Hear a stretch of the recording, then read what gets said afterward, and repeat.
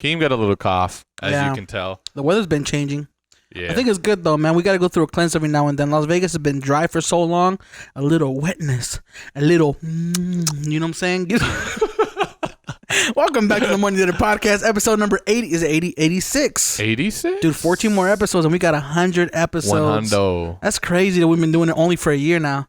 Well, a little bit over a year, but... A little bit over the year. 2018 to 2019. Good shit, bro. Man, I'm proud of us, bro. This is the one thing we haven't given up on. I know. All right. Damn, it was almost perfect. Why? The clap. Oh, it's all good. Yeah, just keep it in there. We'll edit it out. And we'll do another one. Oh, no, I was just looking. We'll do it again. Hold on. We got to wait for me to go. Yeah, man, we've done 100 episodes. The one thing we've always stay consistent with.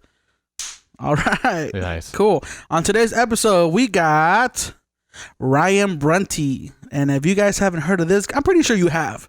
This cat is pretty... seen his art around, that's for sure. You've probably seen his art around, especially if you've been to John's. Grouchy John's, right? Grouchy John's Coffee? So many places. I went there one many time. Murals. So he's done what? Is that what they call murals? Murals? Murals. I always say Muriel. Before we get started, I'm going to do a quick little bio about Ryan Brunty. Ryan Brunty is an artist, musician, and founder of Depressed Monsters, which is a lifestyle brand focused on mental health awareness through the character Yerman. We got a lot of questions. I'm excited to get this podcast going.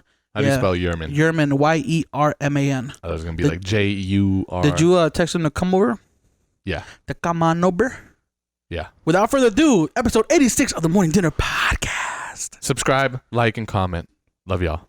Every time I come in the kitchen, you in the kitchen, in the goddamn refrigerator.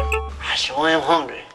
I'm losing so much hearing. You can't be messing with that, bro. I can't mess with it, right? Yeah, I took that into consideration. Like, I started turning all my stuff down like 3 years ago. Started wearing earplugs. Yeah. I'm like, because every time you hear that little ring, that little that's a frequency hair or whatever. Yep, and it's gone forever. It never comes back. I got this new... that's so sad, bro. I know. Maybe one day, though, but when we get older, they might be able to repair eyeballs, hairs. I have this new Apple Watch, the Apple iWatch 5, and it has the thing on there that tells you how loud you're being, like decibels wise. What? And it'll send you... You can set it to a certain threshold. Damn, you must be getting that shit a lot, bro. Bro, I'm in the car.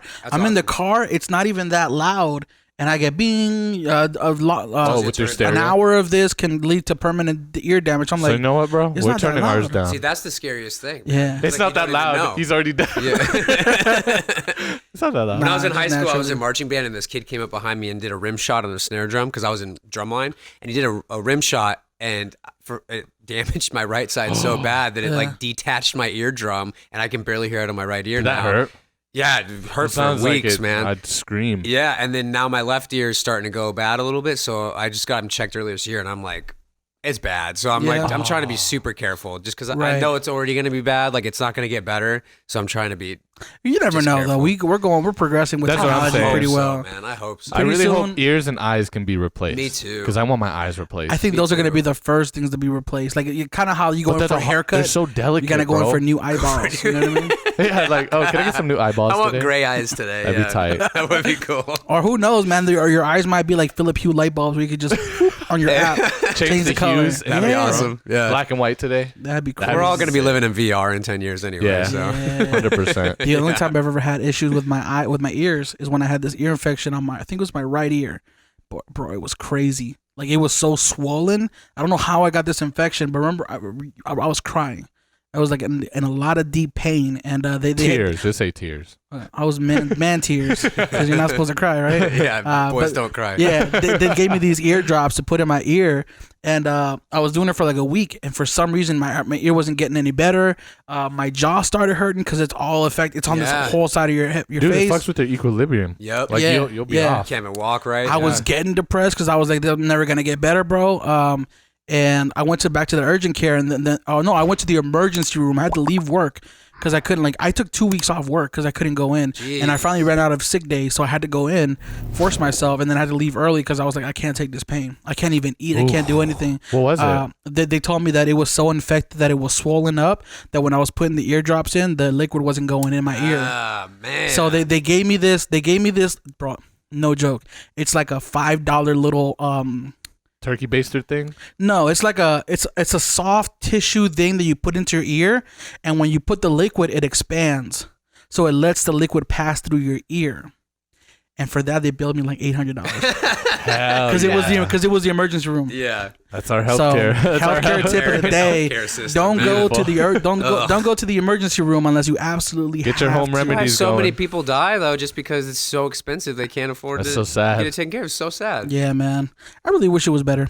But anyways, let's get started with this podcast episode. Okay. We got Ryan Brunty in the house. What's up? What's up, Ryan? How's your day going, man? My day's pretty good, man. Just got back from Designer Con yesterday. So What's that was out Designer Con? What's Designer Con? Oh yeah, Designer Con is it's the I know it's America's biggest designer toy show, and I'm not sure if it's the world's because there's a lot of different designer toy shows in the world. But so what are some of the big name brands that kind of go to that? X Large was there, which is a big clothing company. Funko was there last year. Ooh, Funko. Who else was here this year? I mean, it's all the big wigs now, and it's cool because I started doing it about 7 years ago with a different art group I was a part of, and then I did it solo just under my own name, and then this is the 5th year with Depressed Monsters, and it's been really cool to grow with that convention.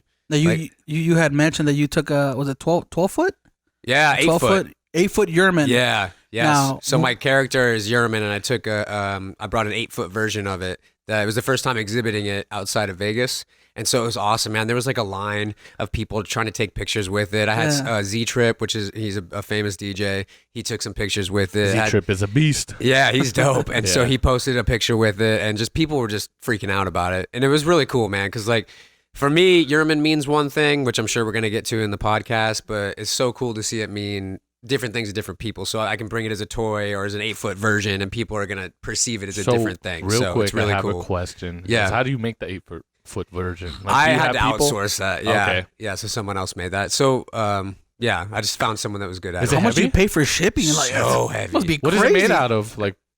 Is it like wood frame probably? Yeah, I guess frame, so. Like if you don't know who, I guess I'll do an intro first. So if you're just tuning into the podcast, it's not just like we're just jumping right into it. But yeah, so I'm Ryan Brunty. I'm founder of Depressed Monsters, which is a lifestyle brand and mental health advocacy group. My character Yerman was a self-portrait I did when my grandpa passed. And so my grandpa passed in 2012, and I was doing watercolor portraits that were little depressed monsters at the time, and so I was taking like universal monsters like Dracula and Creature of the Black Lagoon and all these different monsters, and I had a template I was doing, and so it was really nice for me to get into like the monotony of drawing of the same template with different monsters, but they were always sad looking, and I called them depressed monsters, and so that helped me like start getting back to normal. And then one day this self-portrait I did was Yerman, and it was this little fuzzy monster, and I looked at it and I was like, okay, that's how I'm feeling right there. And so I put it out online, and Twitter was a lot different back then, and the reception was really positive and loving, and people understood, like they're like, oh, okay, it seems like Ryan might be going through something, and everyone was like really positive about it. And so it got me out of my house. After 2 weeks, I lost my job, I lost friends. Like it was a really, really dark time. I didn't think I was going to survive it, honestly. That's a depression for you, man. That's when it hits. Yeah, and you don't even realize it at first, and then every day starts blending together. And so, and I didn't even realize I had depression issues. I mean, my family doesn't talk about it, and so which I think is pretty common, especially with the older generation. You don't talk about your just issues wipe it off, and right, yeah. Bro, I'm Mexican. We don't talk about that because we don't get depression.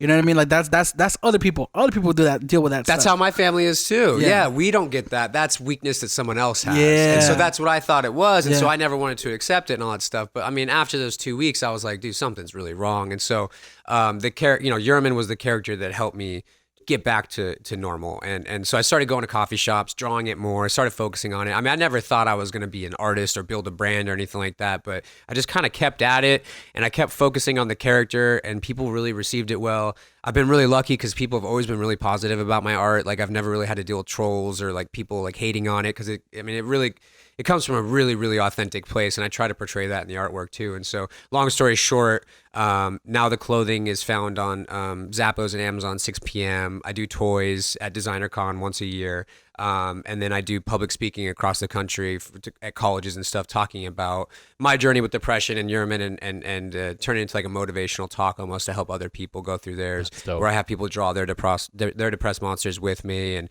that's tight.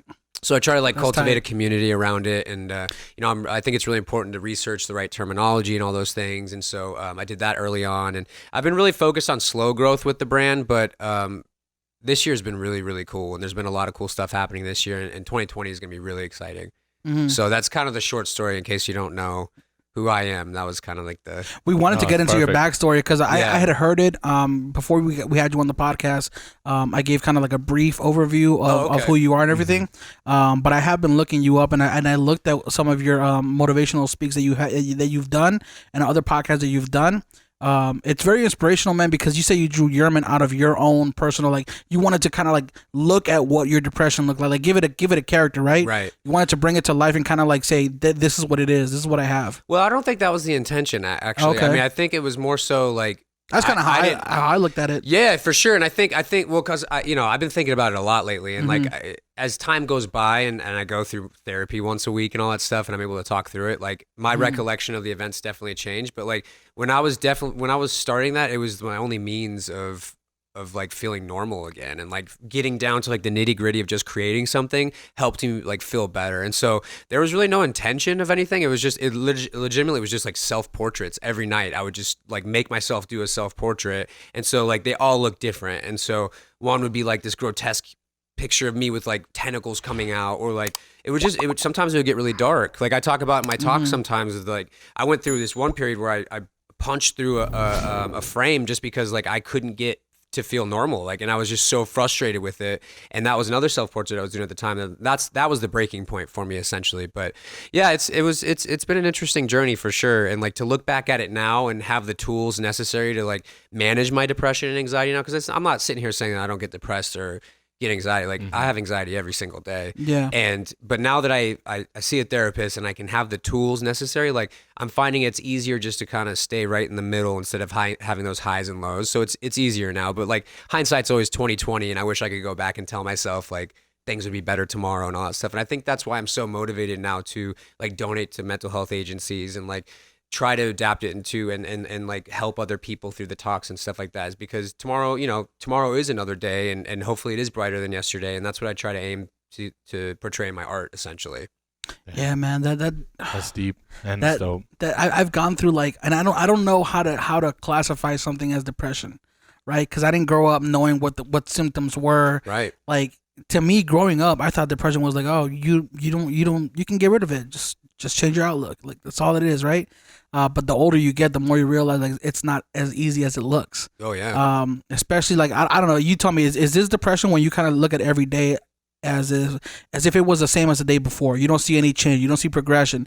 You're not happy with who you are and where you're going. Is that kind of like a depressive thing? Because that's kind of a little bit where I've been before. Yeah. And I don't know how to classify it. Like, is that something that I'd have to go see a therapist to kind of talk through, or like how does that work? Yeah, I don't know. I mean, I'm definitely not a licensed therapist, so I can't really give out advice. So speaking from your personal personal experience, for me, I mean, that could definitely lead to depression. I feel like everything's tied really closely. So I think that the issue is that we look at physical health as like a journey and stuff like that, but we don't look at mental health as stages, you know? And so if you're not focusing on personal development and personal growth, or like getting out and seeing the sunshine and things like that, it definitely could lead to depression. And like, I know my depression feels different than your depression or your depression. Yeah. And like mine feels like the colors dim. I feel sluggish. I feel unmotivated. I don't leave my house. You start getting into the cycle of like right, doing the same thing every day and not looking forward to things, right? Right. And that's the most important thing that alarms me, is when I'm not looking forward to something, I know something's wrong, and I have to like hit the brakes and go, okay, what's going on here? Yeah. So yeah, to answer your question, I'm not sure, because I think everyone's depression is different. Yeah, I think it's really unique. I haven't had like that depression where it's lasted and it's getting worse and worse and worse, but I had those days where I wake up and I'm like, damn, what's the meaning of life? Like,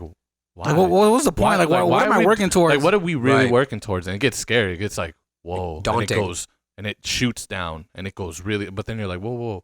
You just have to, I start thinking of my family.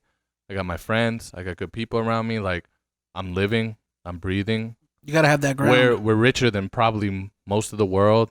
I'm not trying to sound like materialistic, but it's like, there's people, and we're like, the one thing that made me super sad, and I do it now to like really come back to reality, is I seen like and it tears me up, bro. Like, I can't control it. Kids who have cancer when they're babies, that shit, it destroys me. It's like, damn, dude. Makes like, you question everything. You're like, whoa. He's like, it was born to literally pass away probably in 2 or 3 years. A lot of them, because like, and this kid doesn't know, but it's the saddest thing. It destroys me, and I'm like, whoa, okay, I really gotta like get out of this. But you know, sometimes it's harder than that because it's not that easy to just snap your fingers and be there. You know what I mean? Yeah, our brains are tough, man. It's and our super brains, annoying. Like my therapist always says, not to latch on. Excuse me. And so don't. The way I look at it is this is the way that I explain it in my talks is that we're all ships. We're all out in an ocean, and we're all like we see other ships come by. So right now we're in an ocean. I see your ship. I see your ship. I'm saying hello. We're talking. We're having a nice conversation. But then as we go, the weather gets worse, and my ocean is a lot wavier than yours, maybe, because maybe you're riding a high right now, but I'm like sinking right now. And then all of a sudden my anchor catches on something. Maybe it's like I'm having a bad day because I got broken up with, or maybe my dad said something mean to me or some shit like that. Mm-hmm. Excuse me, can I cuss on this? Yeah. Okay. I cuss a lot, yeah, so I think so maybe someone said something mean to you or something like that, and then your anchor catches onto that. That's gonna drag you down to the bottom of the ocean. But if you don't let your anchor catch onto something and you just observe things, then you can't get dragged down, and you have a way easier job because it's way easier to navigate a choppy sea if you're just up here. But if your anchor gets caught on something, you're going to drown, and you're going to drown deeper and deeper so how into do you get that anchor out? So, I mean, some of the tips are, just observe and don't let your emotions get involved as much, essentially. So like if you say, screw you or something like that, I could go, oh man, maybe I'm a piece of shit. Maybe he's right. Maybe I'm nothing. Maybe, or whatever. But or you can just say, oh, maybe he's having a bad day. Yeah. And maybe I did do something, and I can reflect on it and go, hey, you know what? I did do something, and I'm sorry I hurt your feelings or something like that. Man. And so it's tough because like every situation is different, and we are met with like thousands of these things almost every day, or hundreds at least. And so everything is a decision to go, how am I going to greet this? Am I going to greet it with positivity and light, or am I going to greet it with letting my anchor sink me down to the bottom of the ocean? And so that was the hardest thing for me to learn. And I'm just getting to the hang of this, like maybe in the last couple of years or so, because I'm a very emotional person. Like I was the kid that would cry about everything as a kid. Like I would, my birthday would be over and I would just start crying because, it was the best day or whatever. Happy tears though, right? Yeah. No, it was sad tears because I was so sad that it wouldn't happen again. It was over. And it was like little things like that. And so That's crazy. like everything made me sad as a kid. And so even into adulthood where I would get emotional about everything, and I still do, but now I have an easier job of just like differentiating like what's worth this and what's not worth it, Yeah. And that's a tough thing to do. It's not easy by any means. So yeah, your depression's going to look different than my ocean, and my ocean's going to look different than your 100%. Depression ocean too. And so that's kind of the way that I make sense of it. And to make things easier, like I have a whole like list of things in my talks that I talk about. And one of them is something that you mentioned earlier, is that like always have something to look forward to. Yeah. If you have something to look forward to, it'll make things so much easier. Like if you say you have a family vacation booked for the end of the year, that last part of the year is going to be so much easier because you go, hey, I got to get through 6 weeks of work. I have to get through XYZ, but I know I have this fun vacation planned at the end of the year or whatever. And it's not going to alleviate your depression or your anxiety, but at least it's going to give you something to look forward to at the end of the day. Because, dude, our days get so drony and boring, man. Like the day-to-day of, living in a capitalistic society is tough. I mean, everybody's trying to sell you something. Everybody wants to. Everybody's trying to get your information. Yes, and and now that Facebook and Twitter have all of our information, now we're getting data hacked and all this stuff, and they're selling our information. So yeah, everyone's trying to make money off of us, and like unfortunately, that's just the society we live in. And so you can choose to like just drone through it and just say, oh, I'm just here to make money, and I'm just here to provide and buy a house and whatever. Or you can go, you know what, I'm actually here to do something more than that, and get excited about things again, because I think it's so easy in this day and age. And sorry, I'm talking so much, but this is something that I'm like super passionate about. Like all day we're on our phones, and all day we're just checking at other people's lives and how happy they are and all that shit, because that's all they want to put out online. And so of course that's going to depress all of us because we're not living as good as this person. I mean, it's just impossible to compare ourselves every day to everybody we see, but that's what we're doing essentially. Yeah. So every second of the day you're on your phone, you're just comparing yourself to people. And it sucks, man, because no one else has had to deal with this in history before. That's because everybody posts their highs too, right? Yeah. Like this is a photo that this is as good as it's gonna get for me. Like, this right now, this is my best life. And when you don't feel like you're living your best life, you compare your now to their then. Yeah. You know what I mean? I mean, I have trouble with that, man, because I'm trying to build a brand right now. Yeah. And it's hard. It's hard to build a brand. I mean, everybody has a brand, right? And so I have to wake up every day and just go, what differentiates me from XYZ? Who do I want to collab with? Who do I, who is doing cool things in the space? Who, XYZ. It's just all day looking at these things. And then you look at your feed and you just go, oh my God, they're killing it. They're at Complex Con and they're doing this and like they're doing these giveaways and all this stuff. Oh man, I wish I was there. Why am I not there? I'm a piece of shit. And then you just sit there. Like for example, what you just said has so much truth to it. Like I said, I got back from Designer Con. I only posted the highs, the toys sold out within the first 2 hours on VIP night. Like for me, that's a huge win. Congrats, man. That's dope. Nice. Thank you so much. But like, you don't see me in the hotel room with my girlfriend just going, is it good enough? Just questioning talking your ear off. And no one sees that side of it. Nope. And I'm constantly just always going like, is it good enough? Is my product good? Like, am I doing the right thing? Am I, am I doing enough good? Am I trying to help people enough? Am I doing XYZ? And it's so like, it gets to the point where I just have to go, I have to literally tell my brain, just stop. Just stop, just stop and just focus on the good. And that's my biggest issue with my depression and anxiety is that I don't focus on the good enough, and it sometimes leads me down a path of just like questioning everything, and that's not healthy. I hate that, man. Thoughts are the worst. I hate that. The worst. You kind of brought up a good point. I wanted to talk about it earlier. I hate when I look forward to something and I wait, right? I'm like, let's just say it's a vacation, or it's like you're going on a dinner date with your friend or something, right? You're looking forward to it, and then something hits your mind to where you don't allow yourself to enjoy that moment. Yes. That's the worst, bro. Yes. We talked about that in the last podcast. Yeah, man. I like what is a good way that you feel if you've encountered that same situation for you to get past that? Because I hate it, bro. I hate it when I plan something or I'm looking forward to something all week, and then it gets there. And like maybe I built up something in my head that's bigger than what the situation is going to be, or something. Yeah. And then you got to do something now. Also, it's like now that gets in the way, or maybe some external force. Like, oh, I had this plan with my friend, and we're gonna do this, but something more important came up, and it's not as fun to do. It kind of cramps the mood of things, and sure. it throws you out of your funk.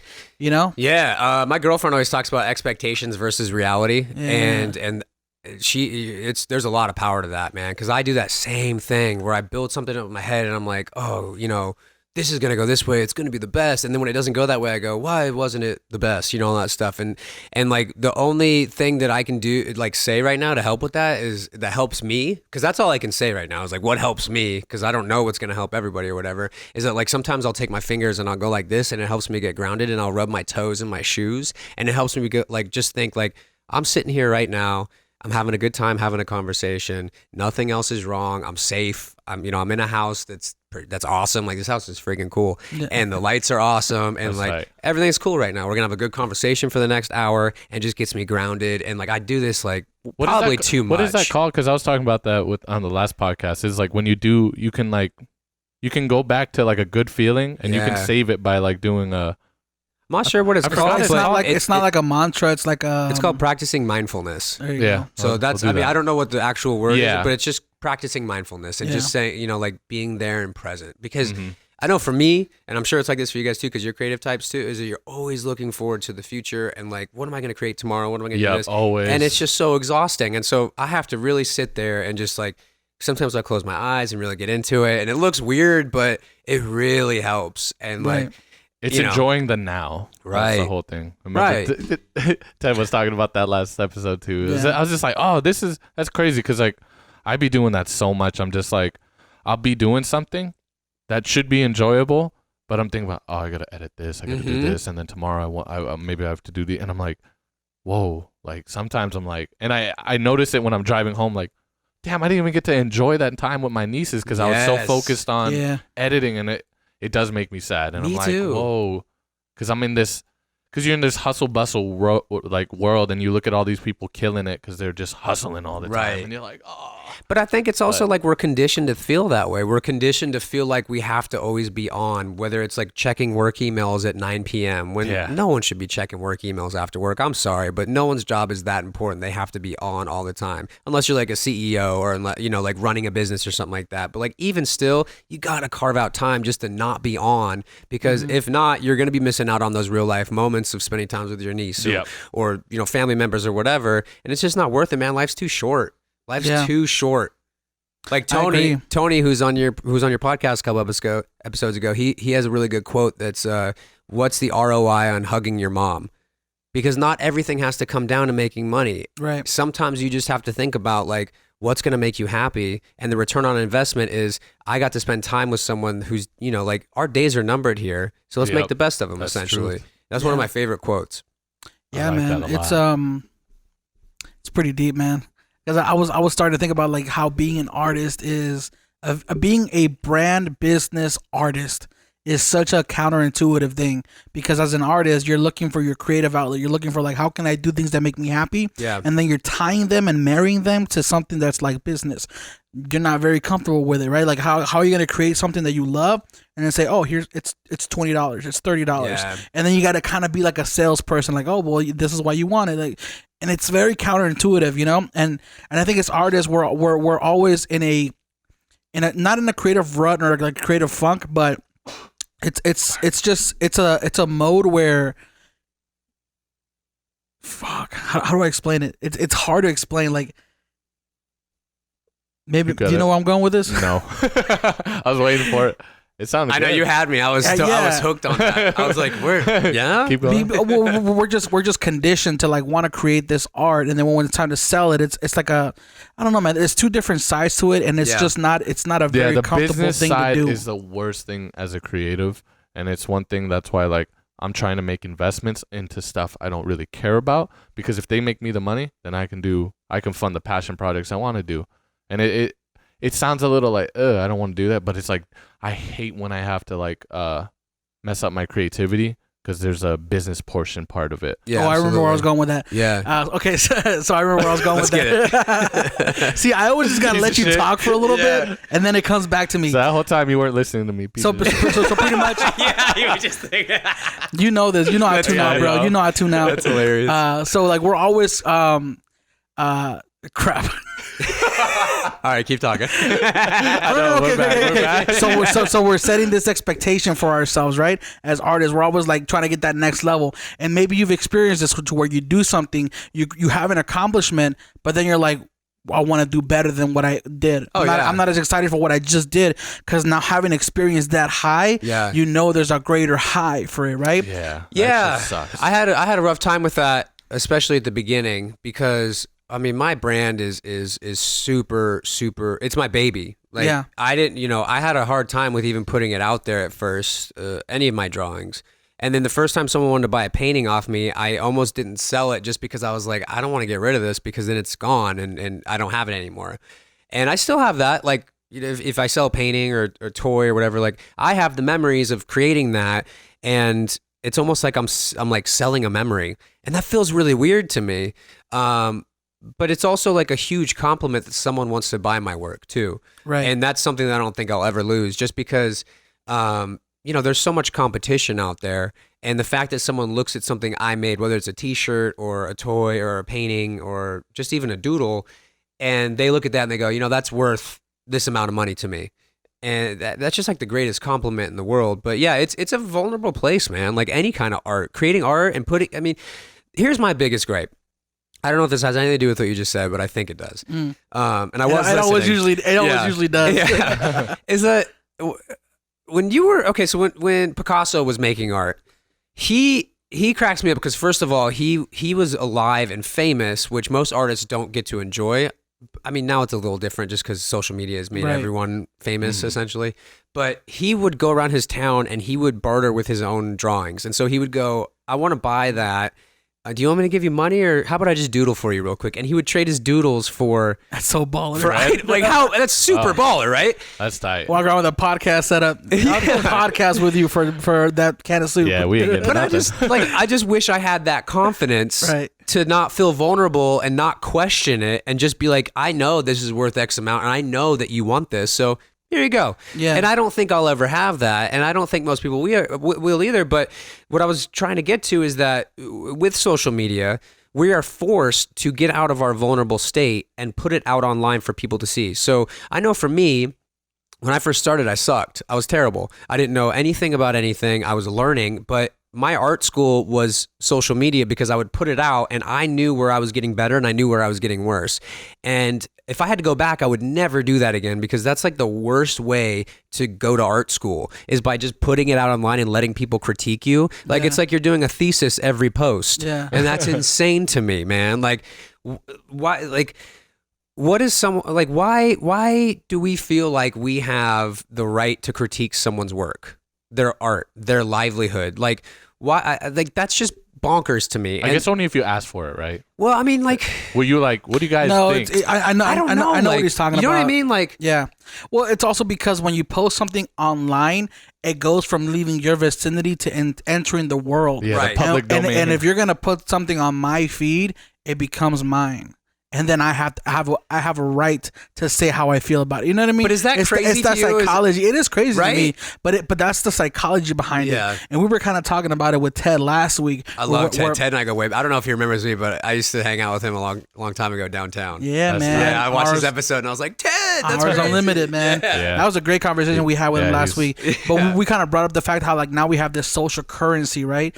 Where we like the posts of people that we want to give our social dollars to. Yes. You know, like, oh, I may follow 300 people, but I'm only gonna like 10 of their posts. Yep. You know, because it's valuable enough to me that I'm gonna contribute to the growth of this, right? Yeah, social currency. And it's also because we're bombarded with it so much that we have to be super selective about, you know, because we don't have all day to be. I mean, some people do, but we don't have all day to go. Oh, like every single day. You know, there's too much content. Yeah. If you try to watch everybody's story, if you refresh it in another hour, there's another 20 minutes of content right there. So you know? I purposely only follow like 30 people on my personal, and then on Depressed Monsters, it only follows my account on purpose because I know myself and I know that I get sucked into those endless cycles so easy. And Instagram is built to make you fall into that endless loop. Like that's what they want you to do. They want you to keep cycling through. That's why the algorithm is built the way it is. So that way you just keep cycling through. You never stop. I know you like this. Yeah, and like they don't want you to stop because if they have your attention, then they can get your dollar spend too because people are spending ad dollars on their sponsored posts and stuff. But anyway, I know myself well enough to know that like if I follow a ton of people, I'm just gonna stay on my phone all day and not be productive or not create anymore, and then get super depressed and then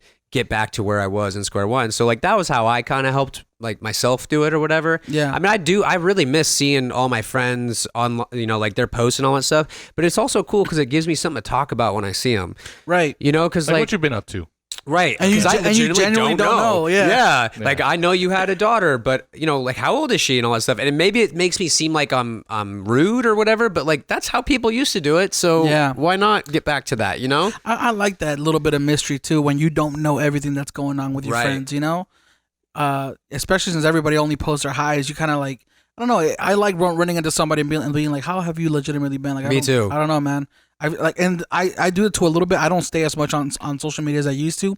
I used to be on there for hours, but now it's like I just open it to look and see if I have any notifications because I used to have notifications turned on all the time. Yeah. To where like even though my phone would be locked, I would get bing, this like, this DM, this comment, and it got so annoying that I went to my settings and I turned it all off. I was like, I don't want to get any notifications from Facebook, Messenger, Instagram. I don't want any notifications unless it's like a text message or like a call. I want it to go to my screen. Yeah. Everything else can wait till I get there, you know? It can wait, right. So, and that's the thing is like I think we're losing grip with reality of the fact that like things can wait. You know? Like I don't have to answer a call right away. 10-second or or like driving, like I used to be on my phone while driving. It's terrible to admit that, but like I think enough people we've all done it, man. Everybody's done it. Like I like the little phone it's thing so now dangerous. though that you can like get that text now. So if people text you, it says, so you don't driving. have that urgency of like, oh, I gotta let them know I'm driving. Like they text them for you, and they're like, now that fool knows. Like I'm driving. I'm not trying to. I'm not trying to get in a car wreck right now and hurt somebody else just because I wanted to respond to a text message. Yeah, it's just dude, it's so weird, man. Like the times we live, it's just. It blows my mind every day. Sorry to spend so much time talking about it, but like, it's all good, man. No, it's good, man. It's good to talk about. You know, these are things that I feel like are on everybody's minds, but nobody really talks about them. You know, and I like talking about it. I like talking about depression and feeling things that anxiety, things that nobody really wants to talk about because they're not really like. Because one day, right? Yeah. One thing is somebody could be listening and they maybe never thought of this. Now they hear this and they put it into their reality. Like, damn, I should start maybe getting off social media more. Maybe I should start looking at my depression and why I've been feeling sad. And I think that's why I like when people post stuff about that, not about like what they're doing for dinner or what they're like. I like when people post their fails because it makes it more human to me. Yeah. I like when people aren't perfect because it's like, ooh, okay. I tried a little campaign around that last year. Oh, sorry, were you gonna say something? No. Yeah, go ahead. I tried to, so I took a real long break from social media last year on my personal. Like I think I took like, I don't know, 6 months or something like that. And it wasn't even on purpose. I just stopped. Yeah. And I don't even know why. Like I just stopped.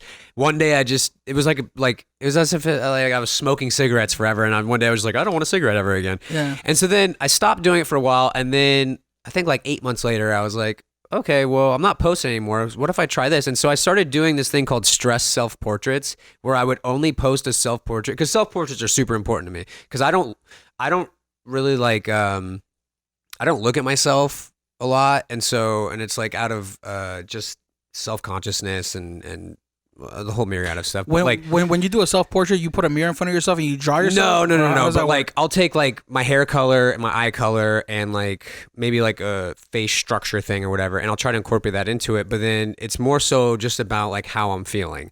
And so I just do that stuff just so that way you can tell it's a self-portrait. But the whole idea with the stress self-portraits was I would draw whatever was stressing me the hell out that week and what was making my life hell. And so like I did one, like I started working out a year ago because my therapist kept telling me to, and I was like, okay, I guess there's some power to that. And I fucking hate it. I hate going to the gym. It's like every time I go there, I'll walk on the treadmill and I'm just like, when is this going to get fun, man? Like, it's never fun. And so like the stress self-portrait was all about that. It was like, it was making fun of the fact that like I hated it, but it was necessary. And so I did that one. I'm trying to think of other ones too, but it was all about the idea of like, we don't show what stresses us out. We just show like the good parts or whatever. And so I did that for a while. That got me back into drawing because I was going through a really big creative rut. And then, it seems like every year around springtime and wintertime, I go through these really, really huge creative ruts where I get seasonal depression really bad. And so when the sunlight goes away or when the sunlight changes, I get really, really down. Yeah. And so it took me a long time to figure that out. But when I finally figured that out, I would try to start doing things that kind of like spur the creativity. So last year was the stress self-portraits, which actually turned into like some designs I actually used for the brand, which was super cool. And then this year I started doing like live streams on Instagram. And so that helped me to like, okay, I know I have to be held accountable because if I'm telling people I'm going to do them every Sunday, then I know I have to because, well, I mean, there's really no dire straits or anything like that, but it's I don't want to disappoint people and I want people to come in and have a good time and like create a fun, chill environment on a Sunday night or whatever. Right. And so every year I try to like combat, because I know it's coming. I know like it's delayed this year. Like I know it's coming. It's November right now, so I know it's coming soon. And so I'm like always trying to just be proactive about it because I know how dark my mind can get, and I just always try to combat it with something. And for me, art therapy is like the only thing that works that I found. And so I really try to just focus on that essentially. And it's so, I mean, you guys probably know this too. Like when you have a dry spell in your business or when you have a dry spell in your field, like it really fucks with you. And so if I'm not doing a mural or something like that, or if I haven't done a mural in 6 months, I'm like, what the hell's wrong with me? How come no one wants my artwork? How, all this stuff. No, and then I feel start getting down about it. And like, it's not an easy thing to talk about. It's not an easy thing to like confess or whatever, but I think it's important to be honest about it because I think a lot of creative types try to act like they never feel these things and they're always hustling. Everything's always good. It's I'm so always the making opposite. money. It's so the opposite, right? though, man. Yeah. Because I know for a fact in my career, I've been extremely successful. Chuck as well. But we still feel those things, man. We still go. Yeah, it doesn't matter. Are we good enough for this? Yeah, why are we doing stuff? Or sometimes when you make let's say you make a certain amount from a commission or something, you wonder like, was it even really worth that? You start doubting yourself, right? And kind of like you said, when you get those dry spells or like the seasonal, like no one's hired me. It's been a month and I haven't gotten a single person reach out to me. You start going, well, maybe it's not worth that. Maybe I should lower my rates. Maybe maybe it's maybe people are not seeing the value, and you start going back to like maybe I'm the problem. Maybe I'm not good enough yet. Yep. Even though everything you've done up to that point has been perfectly fine, as soon as the income stops coming in, or you run into that issue, you start doubting yourself. Absolutely. But that's the artistic thing, man. We always know we can be better. We always know we can grow, and we always will. But I think the one thing that I've really like attached to, like, because usually people when they get sad, they find a vice, smoking, drinking, whatever. Like, I like my vice is like. I'm like, damn, okay. I start thinking of that stuff. So I'm like, I'm going to go learn something. I'm going to go clean the house. I'm going to go build something. And it's just like, that's why like I know your art, it's kind of probably like the same way. Like, but is that bad that I'm using that as a vice? Like, what, I'm cleaning? Like cleaning or like learning something or doing like making music, like trying to get away from that. Like, I'm not doing anything right now. There's nothing wrong with that. Yeah. I'm big on cleaning because I'm OCD too, and so like I can't really create unless my space looks a certain way. It doesn't have to be clean; it just has to look a certain way. It can't be like papers like this. Right. I'm like, okay, I gotta put this over here, Right. hide it, and I have to put something out. You don't always gotta be creating. Right. You don't always have to do the thing that makes you happy when you're doing it. You don't always have to be doing it.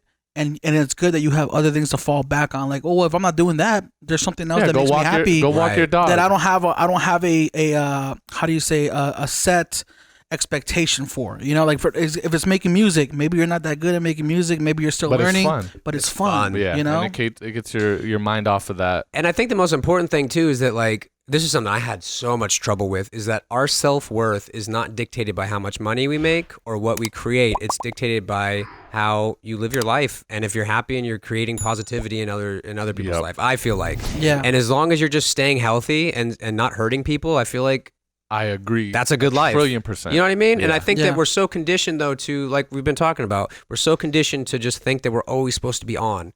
Yeah. And it's exhausting, man. Like, feels like we're just a hamster wheel, just always spinning. And that, like, for me, that makes my anxiety just go nuts, and I hate it. And that's that Gary Vee mentality, man. But yeah, because I wake up. Gary Vee mentality of like you always got to be doing something, right? Right. And that's good to an extent, but you also have to know yourself, because not everybody's a marathon runner, right? Not everyone's gonna be able to do what Michael Phelps can do or whatever.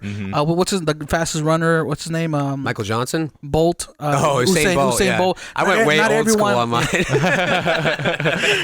Not everybody has those exact, things that make them. Yeah, Gary Vee's a one of a kind. Like, he has to understand, like, Gary Vee can probably do it. Yeah. But Gary Vee's one out of a billion. He gets tired too, though. Yeah, for sure. And here's the thing, and he's also willing to give up things that a lot of people aren't. But he even said, like, this is what I like to do. I see my kids, like, on certain times, like for an hour or two at night, and we take a vacation once a year. Like, that's it. Like, outside of that, he's working. Yes. And if that works for him, that works for his wife. Good, but that doesn't have to be everybody's mentality, right? I look forward to weekends when I can spend time with my family or with my grandpa or whatever. Those are things that I value. Yes, me too. If I had grown up a little bit differently, the way he had, maybe I wouldn't value him as much. And there's nothing wrong with that. No, not at all. I think you just have to know yourself and know what makes you happy and healthy, man. Yeah, for me too. Like, spending time with my family and my nephew and nieces and all that stuff is like my downtime to just be a kid again and just relax and not have to think about anything.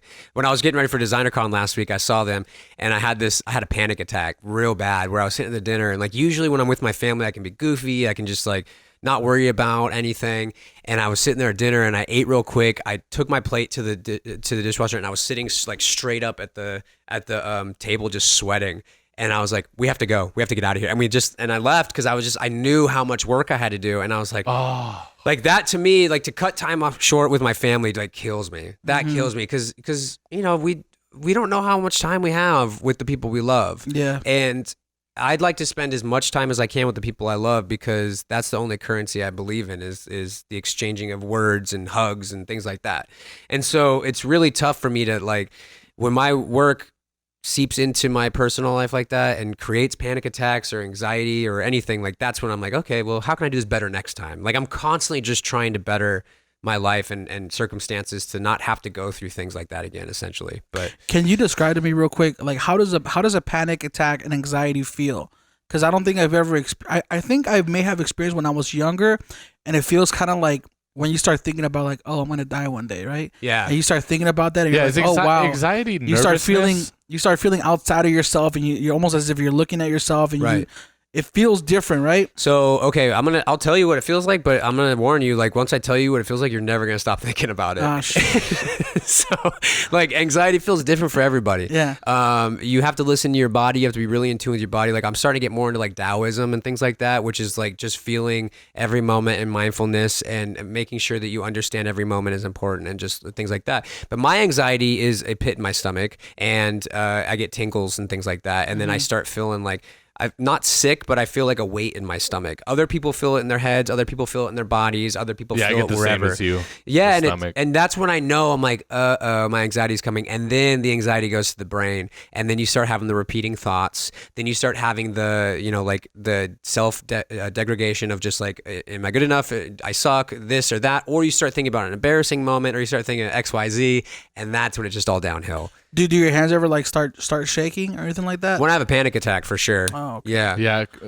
Yeah, that's crazy. Because like you just have to listen to your body. Yeah, because I thought it was more of like nervousness, but I guess it's anxiety too. Like when you're on a big job and you're going to a new job, and you're like, damn, this is gonna be hard because this is my first time doing this, and it's kind of like I've never done this before, and you start getting that like sweaty hands. Yeah. And, like, I hate that so much. But then like I finally I started doing one thing is deep breaths.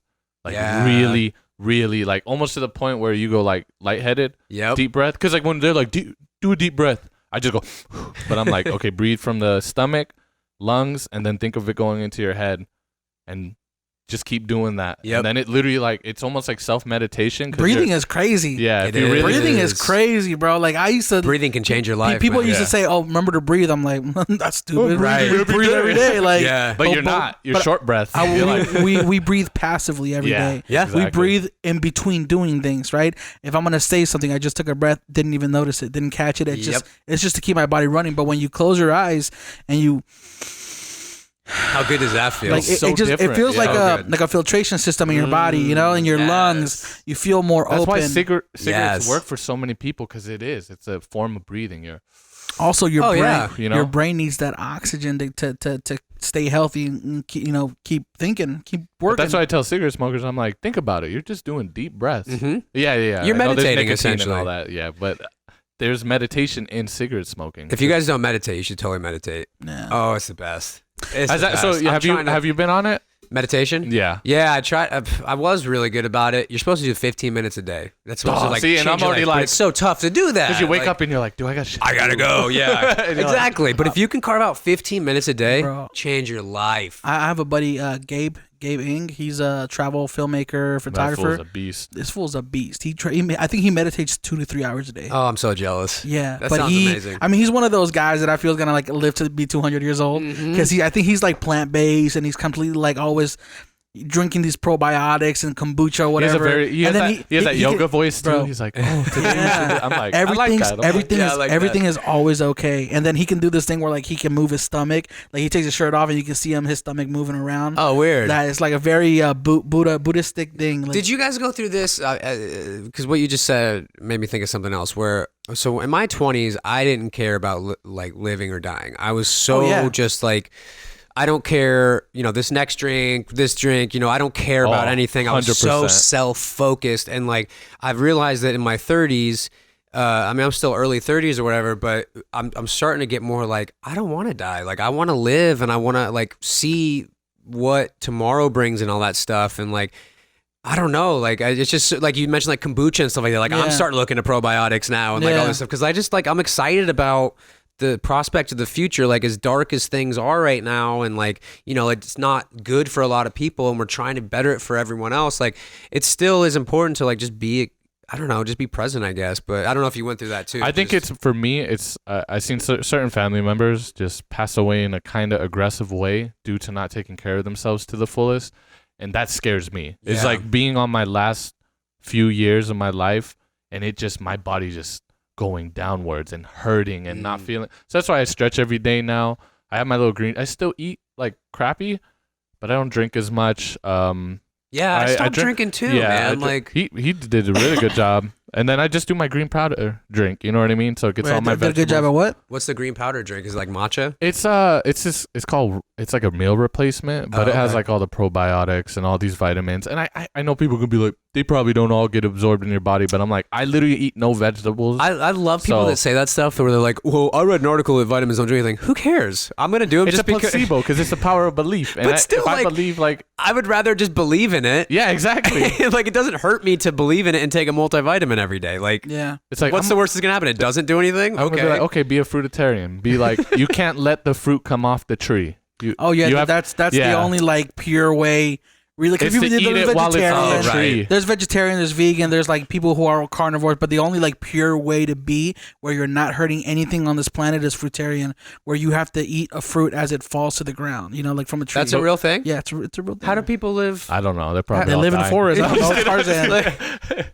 But that's the only way because you're not taking from the tree because it's on its way down. And so yeah, I don't know. That's an impossible way to live. I couldn't do that. You know what? But I say veganism, like that's almost an impossible way to live for me because I'm not like, nowadays. I can't really, it's getting easier. I think it depends on your. I think it depends on your perception. Yeah, perception. Like for example, if you're a carnivore, maybe one day you should start trying vegetarianism, and then you want to try a little more, so you try veganism. Mm-hmm. Maybe you start doing intermittent veganism, where you only eat 4 hours a day. Like it start getting to that point. My buddy Gabe talks about how he basically, I think he fasts 18 to 24 hours. Dude, he's an animal. I don't want to meet this guy. He sounds scary. He does 72-hour fast sometimes. Dude, no, it's crazy. This guy's gonna take over the world. At my job, old guy, like really old. Did 18 days no eating. I was like, oh no, thank you. I love eating. I went 26 hours, no food, no drink. 26 hours, bro. At 20 hours, I almost passed out.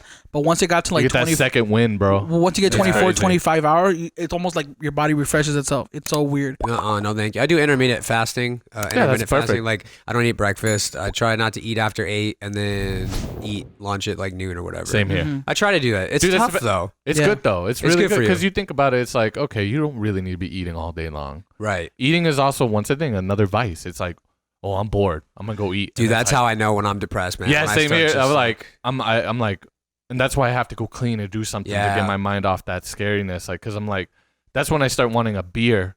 You know what I mean? And I don't drink beer like that, But I'm like, oh, a beer sounds so good right now. And I'm like, wait. Sometimes a beer does sound good though. Right. Yeah, before we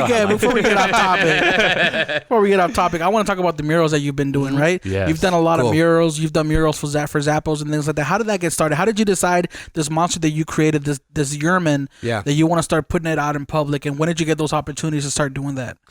Everything happened really organically. I'm a big believer in just listening to the universe, and I'm also a big believer in the power of words. And so if you can create what you want if you focus on it enough. Yeah. And I always wanted to, so I started doing art because I was an art collector.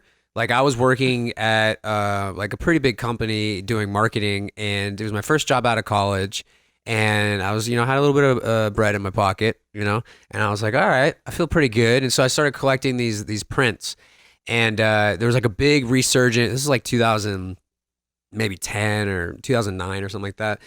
And there was a big resurgence of pop art at the time. And there's all these artists doing this really cool movie posters. I don't know if you've heard of Mondo and Alamo Drafthouse and all these places, but they do modern day licensed movie posters. Because the art of movie posters is dead. Like, every movie poster looks the same now, everything, right? You got to go back to the 80s to get that custom color and multi-dimensional aspect of it. Because I've watched this video, not to cut you off, but I did see this video on YouTube where it shows like there's basically the teal and orange. You got the floating heads. Oh god. You got if it's a comedy or if it's a romantic comedy, you always got the guy and the girl, and she's pulling on his tire to show him who's boss. So annoying. And they're so lame. Same thing. And they're so lame every time. And it's the same color scheme for everything. Yeah, and they take the Rock's head or Jason Statham's head or whoever's head, and that's big in the middle and all that stuff. And yeah, the beauty, like art movie posters are beautiful. Like you look at like Nightmare on Elm Street. Yeah, that's all hand painted. That's crazy, and it's beautiful. Or Jaws or any of these like old movies. They have beautiful. Like Drew Struzan did Indiana Jones, Star Wars, E.T., Back to the Future, and you look at these posters and you go, holy shit, this guy got not only the likeness of the actors down, but he did a composition that's just like insane. And so I started like studying art because I didn't go to art school. I went to UNLV for marketing. Is a longer degree title that, but it's essentially advertising and marketing. Okay. And so I never knew the rules of art. I still don't know the rules of art. I know what I like, and I think I know what looks good. I have a really strong affinity for colors, and so I love softer palettes and things like that. And so I would start looking at these movie posters and just like fall in love with these artists doing them, and I'm just like, man, their work is incredible. So like I said, I had this first job out of college. I was making okay money, and so I would start collecting these movie posters. And so my house at the time was just like covered in licensed movie posters. And so like cool, huge Star Wars prints from Tyler Stout, or I had a bunch of Obey from Shepard Fairey's company, huge fan of his. And so I just had all this art around me, and so I was constantly getting inspired. And then a couple years later, when my grandpa passed and that all happened, I was stuck in, I called it my cocoon of loneliness. That's what I called my house at the time, because it was just like I was a caterpillar in a cocoon, basically, and I was hoping that I could spread my wings one day and become a butterfly, but I knew that like this cocoon was going to be for a long time. Yeah. And so when I was in my house, just like surrounded by this art, there would be times where I would just like stare at the posters and just stare at like the screen prints and just look at the lines, and just like it was something to do essentially, and it made me feel like a part of another world. I know it sounds weird, but like depression's an ugly thing, and like it's very, one, isolating, and two, like it changes your mind a little bit, like the chemistry of your brain. And so like I wasn't all there, and so I would look at these prints and like I just really fell in love with just the technique and like all this stuff. And so long story short, to answer your question, the way I got started is just by falling in love with art, and that was art school for me, where I was just like looking at it a lot. And, and I'm not romanticizing depression or romanticizing what I went through by any means, but like, it was a very difficult time. And the only way that I could essentially feel a part of this world again was like, I still have trouble, like I'm kind of like getting choked up even thinking about it. Cause it really was, it was a goddamn hard time. And I don't wish that on anybody. And I'm very thankful that Yerman was there to like help me through it, essentially. That's a beautiful thing too, though, when you allow your lows to help you get out of that low and to help connect with other people, right? Because like you said, when you go on, when you do these shows, or you do these motivational talks, or you set up somewhere, Yerman is the way that you kind of connect with people, and it means something to you, but it means something else to somebody else. It does. It helps a lot of people. Yeah, it does. I wish everybody could have something like that, where it's like, this is what I hate, and like it sucks, but it's such a beautiful thing because it's letting me do so much in my life too, Yeah, I mean, losing my grandpa was the hardest thing I've ever gone through, and I wasn't emotionally prepared for it. I didn't know how it was going to impact me, and the hardest part about it is that it didn't impact my family like it impacted me, and I thought that wasn't fair. And looking back, that's not a good way to look at it. But at the time, I was like, how come they don't feel this way? And like, how come I'm in the, I can't get back to normal and all this stuff. And like, I just felt so alone. I felt like there was nobody I could talk to. And it is tough. And like you said, like, yeah, Yerman is a way to break the ice with people. And I feel so privileged to be in a place where people will share their stories with me too, because like, that's a tough thing, man. Like,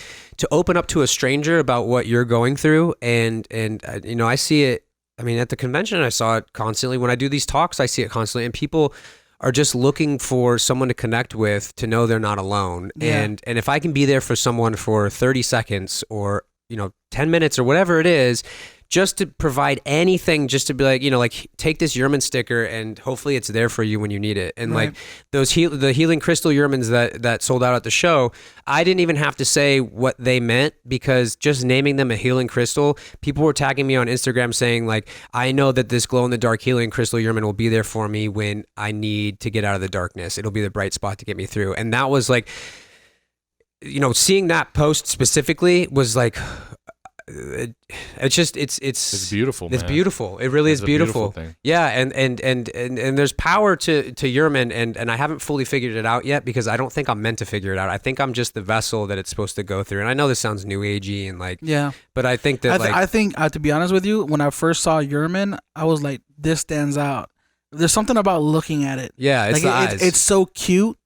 but it like you also know what it is, right? Like there's and it more grabs to your it, attention and too. it grabs your attention. And when I first saw it, I was like, dude, this because every time it's gonna be a TV I show went down right here. Fremont. I hope so. That's the goal. I've seen it. What's the building it's on? It's on. So I have one on the side of 11th Street Records that's kind of hidden, okay, but then I also have one right next to it that's on an old laundromat, and then across the street I just recently did Hatsumi, which is a restaurant that opened in Ferguson's. Yeah. So that whole block is like sick. Yerman land. Yeah. So it says Yerman land Yerman right taking there. over. Yerman gang.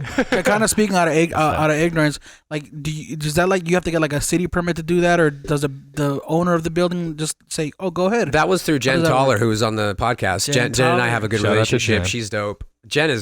She's a rock star, dude. She's just a good positive energy to have around, man. God, Yeah, Jen's her the best. crazy. But yeah, I've worked with Jen on a couple of things. I was gonna open a pop-up shop there actually, but things just got busy. We got out of touch with that. But I hope to do that someday. But she had me come paint in Airstream Park too. So there's a hidden mural in Airstream Park. Dude, Jen Toller is the best. Yeah. Like, and what she's doing with Ferguson's is beautiful. Ferguson's is The shit, man. It's like so that place tight. is so sick. I think it's ahead of its time too, because it's like people don't fully know and appreciate what it is and what it's gonna be in the next 5-10 years. I feel so good when I agree. go down there. Me I just too. walk around and I'm like, this is so cool. Yeah. I was like, damn, I wish I lived downtown. Me too. Yeah. I wish I did too, man. Like it's just I can't afford it. Hey man, this is There's some cheap houses around hope there. one day. A little getaway. so I'll just get one of those mini trailers. What are they called? The Airstreams. Airstreams. I would love to live in there, man. It's such a cool group of people that live in the Airstream Park. But yeah, to answer your question, so the way I got into muraling is just trial and error. Right. So do you spray paint or Sometimes. how do you do it? Yeah, it has to have a certain. okay. It has to have a certain texture to it because obviously if it rains, it's gonna right. So there's, paint will withstand it. Okay. Yeah, it's UV protected and all that stuff. Dude, nothing gives me as much anxiety as murals, though. I will say that. Like, murals stress me the hell out. Oh dude. yeah, because they're gonna be perfect. Because they're so big, and people can watch you. So like, people are walking by constantly, and if I hear one more person say, "You missed a spot," dude, I'm gonna go. God. dad joke. Yes. Like the first time I heard it, I was like, "Okay, pretty good." And now that I've heard it like 1,000 times, I'm like, "Okay." I hope I run into you so I can say that shit. Because it makes my anxiety go crazy. Because then I really look at it and I go, "Did I miss a spot? Did they see something that looks bad?" Like it just makes me like, and I know it's all in good fun. I'm not mad at the person for saying it, but like. It triggers you. It triggers me a little bit. Yeah, it really does. It's a trigger point. Can you do headphones? I do now. Yeah. Oh, hell yeah. Yeah, I have headphones now. Because I'm lucky, dude. Like it's a cool path to be on to be able to paint sides of buildings and stuff. Like it is very cool, and I feel super lucky just because. The laundromat specifically, like I'm a big fan of downtown. I've been in the downtown scene since Insert Coins days back in the day. I remember those days. Insert Coins is the best. And so I would hang out like Beauty Bar Griffin. I worked at Insert Coins back in the day, started their digital presence, all that stuff with Laporte. And it was super fun times. And I remember driving by this laundromat. And at the time, it was different down there. There was nothing going. Publicus wasn't down there. Like it was nothing. Yeah, it wasn't. There was nothing going on. And I remember driving by that laundromat specifically because I was going to a show at the Bunkhouse, and it just stood out to me. I was like, that building is special, man. It's got some kind of like energy that I just am attracted to. And so I remember I did the side of 11th Street Records, and I got done with it. And it's the one that says you can't get lost if you don't know where you're going, which wasn't the plan on that one. It was supposed to say something else, but when I was out there, I noticed there was a lot of people that were transient, and I think that the homeless community here in town has a lot of mental health issues that the city isn't really helping with, and so Nevada is really low on providing mental health resources, and so that was my message to the homeless population downtown. I haven't really talked about that ever, but it was like, you might feel lost now, but you can't get lost if you don't know where you're going, because like. Maybe tomorrow you'll find a job, or maybe this or that. But like, I don't know, like things seem so dark here in the moment, but hopefully they seem brighter tomorrow. And it was like, it's not a direct message or anything like that, but that's what I was thinking of when I wrote it. Now it's become like an Instagram haven where, people pose in front of it and all that stuff, which I'm thankful for as well, because without Instagram, you can't really, get your work out there, which is crazy. But yeah, so when I did that mural, and I finished it up, I looked at the side of the laundromat again, and I was just like, I felt this weird pull, and it brought me back to 2011 or whatever, and I was like, oh shit, that's the building, that's crazy.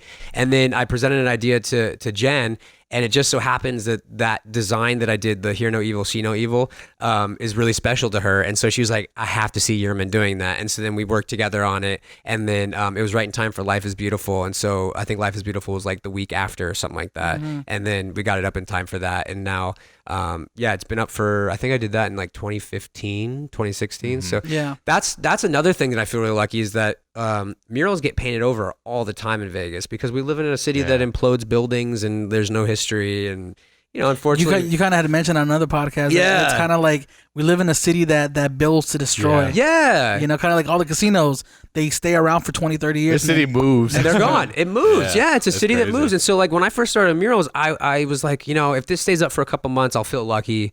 Whatever. And I've only had one mural that was been painted over, and that was in the Art Motel for Life is Beautiful. And it's only because Meow Wolf came in and did something else. And so of course that got painted over. But like for the most part, everything that I painted through the years is like a scrapbook, and I can go back and walk through them and go, I remember I was going through this at that time, and I was going through this at that time. And it's like, it's special to me, man. Like I can go to, like Gold Spike just invited me back to retouch up the one that I did in like 2014 or something like that. So in the beer garden area? And like, it's the beer pong area. And like, it's just crazy to me because like, everyone wants a mural at Gold Spike. It's like one of the most popular places downtown. They could have hired anybody, but Yerman means something to them too. Right. And they wanted to re-up it instead of painting over it. And like the fact that Yerman can mean something to people, even at that caliber, means a lot to me. And like, granted, the beer pong area at Gold Spike isn't the best place to have like a character that's based in mental health awareness. But the way I justify it is, like you said, we all have vices, and maybe someone there is going through something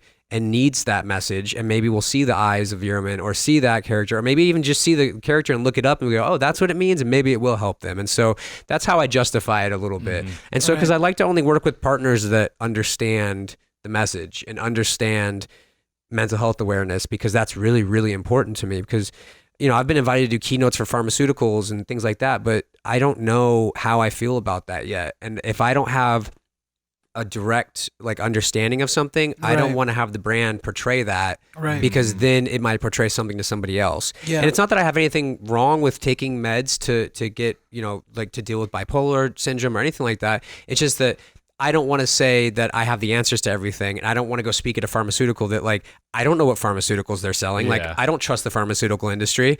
And so like, again, I know that synapses fire differently in people's brains. And I think it's, I don't think people should get off their meds by any means. Like if you're prescribed meds, you should definitely take those and all that stuff. I just don't want my brand to portray anything or say something that like I don't have full control over, basically. Yeah. And there's nothing wrong with not wanting to have your brand associated with that side of things. I mean, if you know 100% about it, then yeah. But when you don't know about it, that is if it came from your personal experience when you were creating, Depressed Monsters, maybe that would be a different story. But to kind of have like a third party kind of, Yeah. So I've been really protective of it, man. Like it's been a stressful journey. I'm not gonna lie. It's been a stressful, lead up to where I am now, but like I like that I'm hoodie really though. Thankful. Yeah, dude, this is new, man. This isn't even released yet. That's a dope hoodie. Prototype. So we got the like thank you design on the front, and then I got a full color Yerman on the back. Oh, is it? So yeah, let me show you. No, I'm not aware, bro. Ooh. Oh, Yerman's so tight. There we go. People see it on the podcast. Yeah, when are you gonna animate them? That's so I told you I'm like really big on manifesting things and all that stuff. I still see it'll happen. Heck yeah, it'll happen. It's on the trajectory of my mind's eye, my third eye blind. Yeah, I see it happening, man. It's definitely one of those things you said you manifest, but also just the fact that where it started to where it is now and what you're doing with it. It's beautiful. It's been an upward trajectory, so it's only a matter of time. And you'll never know. I hope so. But man, you probably helped so many people. Well, you guys heard it here in the Morning Dinner podcast. So he's gonna create a TV show. It's gonna happen. He's like, you got your own camera. So one of the last things that I wanted to kind of tie in this episode is you mentioned you were a musician as well. Yeah. How do you deal with the aspect of mixing your, Depressed Monsters brand with your personal music? How does that all work? Do you feel like they're intertwined? Are they completely separate? Yeah, how does that work? So I'm in a band. I'm in a new band called Fanes. I guess so. I kind of mentioned this, earlier or over an email, but I started playing drums when I was 12, and around that time, like I grew up with skate punk. Like skate punk was my go-to music because for me it was like the most freeing music. It was fast drum beats with crazy guitars that weren't always tuned. There was no rules. You can just kind of do whatever you wanted. And then in high school, I found the Clash and Sex Pistols and all that stuff. Classics. And like, yeah, they're right. And so like, and I had a friend in high school named Andrew, who's also a fashion designer, and he just blew my mind with like, he's like, hey, did you know the Clash did this and this? And I'm just like, wait, what? Like, I thought I knew punk rock and all this stuff. And so I try to pull that into my business too, where it's like, there are no rules. Everything's a DIY ethos with Depressed Monsters. And like, even though I'm not making like, I mean, this one's different because this is on a black hoodie and stuff like that. But for the most part, my designs are all really colorful. And I use like blues and pinks and oranges and yellows and stuff like that. And so like the way I describe it now is like, it's a punk rock DIY ethos, but with bright graphics to help you make you feel better essentially. Mm-hmm. Right. And so the way music ties into that is like, I have always been super influenced by music, man. Like that's as soon as I wake up in the morning, the headphones are on, I'm listening to music. Wherever I go, I'm listening to music because it's the thing that drives me. It always has. And I mean, granted, I don't listen just to punk rock anymore. Like, I listen to just about everything, but it's still that driving force of like, you can do anything you put your mind to as long as you just work hard at it and continue at it. So with the band, I was in a band a couple years ago called Moon Boots, and it was super fun, man. Like I was playing drums in that, and I was in a band with my friend Coulter, who we've been friends with like for 10 years. Wait, you were in a band called Moon Boots? Moon Boots, yeah. Did you ever come to our studio? Maybe. Because I think Didn't we do an interview? We didn't. Was it us that did the interview, or was it Kyle? It was Kyle, but we filmed it. Yeah. But Kyle for the Vegas live sessions. I was super behind the I scenes. wasn't there that one. But Oh, you weren't there? Yeah, but yeah, Okay. they went to that. Yeah. Okay, yeah, They 'cause were we mad had at me because I booked it and then I didn't show up. Oh damn! I See, that had would've something been- else that happened. That would have been crazy. Yeah, we talked about the other Moon Boots, the DJ. DJ Moon Boots. He's dope though. I He is love pretty Moon Boots. dope. I've seen him so many times because he's funky. Yeah, dude. he's great. We didn't Yeah. even realize there was another Moon Boots until Yeah, I we remember started there- getting people listening to us, and we're like, "Oh shit, oh, we don't get in trouble for that." But anyway, that band broke up, and I took a long break from music, and I started feeling empty. Like I was like, "Man, I'm not," because music's a different creative bone. Like you flex a different creative bone when you're playing music, because you're in a band with other people, and you're throwing ideas at other people and all that stuff. And like visual arts is so isolating because you're just sitting there designing on an iPad or painting on a canvas. And it's just you and that canvas. But when you're a band, you have it's a five democracy. different canvases. Yeah, it's a democracy. Everyone has an equal say, and like, or at least I like to think that. And everyone has an opinion, and so you're creating something that everyone has their hands on, and that's really beautiful to me because you're going to create something that's different than you imagine it. And so after taking that break from music, I realized I was like, man, there's something like so missing from my life right now. And I finally figured out it was music. And so around that time, my dad gave me a guitar for my birthday. He's a big guitar fan and all that stuff. And he's always like, he's wanted me to play guitar since I was a kid and all that stuff. And so I was like, man, this would be a cool way to connect with my dad. And like, I would really like to be able to talk guitar with him. Like, I think this would be kind of cool to have a father-son bonding thing or whatever. Yeah. And so I taught myself how to play guitar. And during that time, Coulter was jamming with a couple other people in town. And so I went and played drums with them. And then that disbanded. And then I told Coulter, I was like, hey, man, I taught myself how to play guitar. What do you think? I don't know. I know some power chords. Like, what do you think? And he's like, I just learned how to play bass. Maybe we can learn together. And so like, he's like, I think he's 48. I'm 33. We're just two grown men, like, in a garage acting like high school kids. Yeah, like we're in a garage band. And so it's super fun because there's so much patience of like, where's your finger right there? Okay. Okay, cool. Mine's right there. And so like, you don't get to do that when you get to be an adult, like learn in that capacity. And so it was really cool. And then we brought my friend Curtis on, who I've been friends with since high school. And we were in a band like way back in the day. And then we started jamming, auditioning drummers. I was getting like a little bit better at guitar. And Curtis was telling me, like, he's showing me the basics. And then we brought my friend Eric, who I taught how to play drums back in the day. And we started this band called Fanes. And so it's been like 2 years of us just making songs. And it's been really cool, man. Like we've just been doing originals and we've been playing some cool shows. We opened for Cayucas, who's super awesome. We opened for Sponge, who's an old 90s band. We just opened for Buttertones at a sold out show at Bunkhouse. Nice. And so like I've dreamt about that, man. Like that's, that's so tight. Like that's just crazy. I messed up so much during that show though. Like you couldn't see any of the frets and I'm not good enough to like know where the guitar is. So I'm just hitting wrong notes. That's crazy you're doing that though. It was fun, man. See, I get scared. I'm like, oh, me too. Oh, my anxiety, because I DJ and I know that's nowhere close. But I also, I play the bass shitty and the piano shitty. But it's still fun doing it. Punk rock, baby. Yeah. You don't have to be perfect. It's definitely a different creative outlet. It is. And like we were talking about earlier, it's good to have those outside of like your artistic, Yerman brand creation, to have something else too, to kind of like even out the time. Because we get exhausted sometimes, man, if you do the same thing all the time. Repetition is the killer, man. Mm-hmm. Yeah. And so change it up. But dude, I had like the those nightmares you have where maybe you're naked and people are looking at you, or like you're standing in front of a crowd not doing something right. We were playing at Bunkhouse and we debuted a new song that I wrote, and it's the first song that I fully wrote, and it's the first song that I've ever like fully sang on, because I don't sing. Like, I've never considered myself a singer, but it's just one of those things where I just want to try things at this point in my life. I just want to try things, and if it's fun, I'm going to keep doing it. If it's not, I'm going to stop doing it. And so like I sing another song, but I kind of like scream sing it, like not screaming, but like kind of yelling. And so it's easier to project your voice. It's easier to like hide behind it, not sounding good or whatever. Your voice must be wrecked after a show. Yeah, it was fun. And so, but this is the first one where I was like serious. I was just like I sing, I'm like, la, la, la. Like it's really like a low song. Yeah. And so we have like this high energy set. We're all like jumping around on stage. And then all of a sudden we're like, all right. And we had a heckler on my left. And so I'm trying to like appease this heckler. And then I'm also trying to like tell, like he keeps just going faster. And I'm like, I don't know what you. Oh, okay, we'll try. Yeah, like what do you want faster? And so I go, we're not going to go faster. We're going to slow it down. And so we slow it down to our slowest song. But like the crowd wasn't ready because I didn't prep them well enough. And so I'm sitting there playing this slow song, staring at a crowd, just staring at me, not doing anything, just going.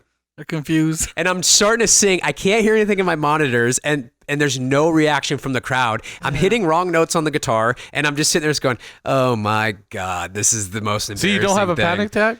I would have had a panic attack. It was I would have been like, that was I would have been like doing this. But it was again, like I always think about, and I'm stupid because everyone talks about punk rock, but like I always think about punk music and like the rawness of it. And like Sex Pistols, Sid Vicious didn't know how to play bass, and he was hitting wrong notes all the time, but people revere them as one of the best bands of all time. I always go back to that thing I said. I don't like perfection. Yeah, me after neither. a certain point, perfection just gets boring. I agree. If you want to hear perfection, go listen to the recorded track. Exactly. Yeah. If you're there to see a show, you want to hear everything. You want to hear what happened. You're human. I'm not saying like you played the worst show you ever played. No, of course not. But those little imperfections is like kind of what gives it. It makes it a show. It makes it a show. Yeah. Like you were there, and nothing was.